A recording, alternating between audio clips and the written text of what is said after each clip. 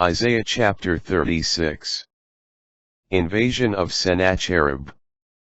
In the 14th year of King Hezekiah, Sennacherib, king of Assyria, went up against all the fortified cities of Judah, and captured them. From Lachish the king of Assyria sent his commander with a great army to King Hezekiah in Jerusalem.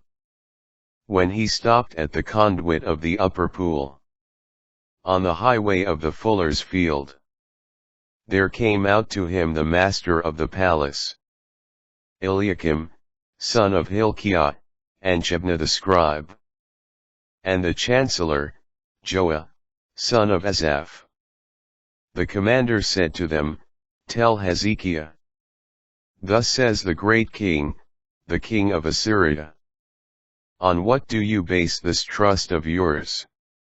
Do you think mere words substitute for strategy and might in war?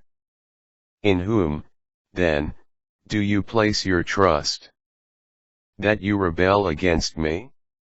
Do you trust in Egypt, that broken reed of a staff, which pierces the hand of anyone who leans on it? That is what Pharaoh, king of Egypt, is to all who trust in him. Or do you say to me, it is in the Lord our God we trust? Is it not he whose high places and altars Hezekiah has removed, commanding Judah and Jerusalem, worship before this altar? Now, make a wager with my lord, the king of Assyria. I will give you 2,000 horses, if you are able to put riders on them. How then can you turn back even a captain, one of the least servants of my lord, trusting, as you do, in Egypt for chariots and horses? Did I come up to destroy this land without the Lord? The Lord himself said to me, go up and destroy that land. Then Eliakim and Shebna and Joah said to the commander, please speak to your servants in Aramaic, we understand it. Do not speak to us in the language of Judah, within earshot of the people who are on the wall. But the commander replied, was it to your lord and to you that my lord sent me to speak these words?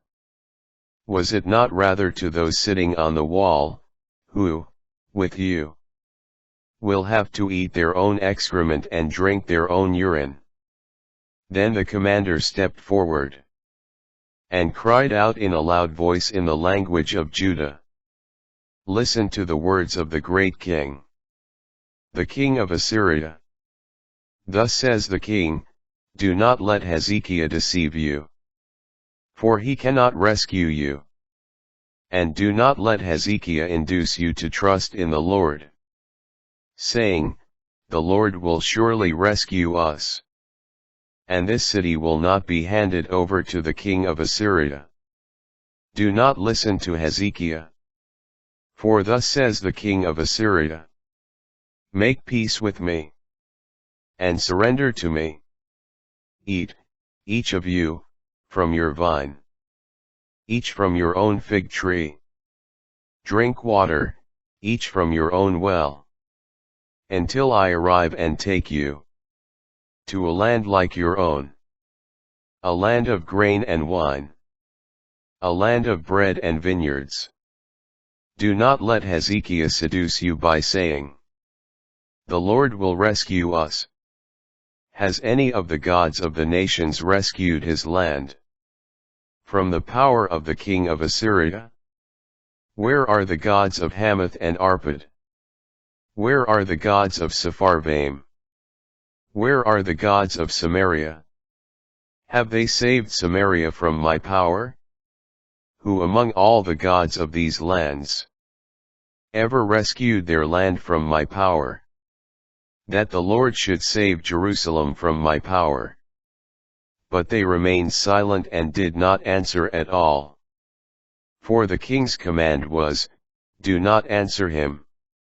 Then the master of the palace, Eliakim, son of Hilkiah, Shebna the scribe, and the chancellor Joah, son of Asaph, came to Hezekiah with their garments torn, and reported to him the words of the commander.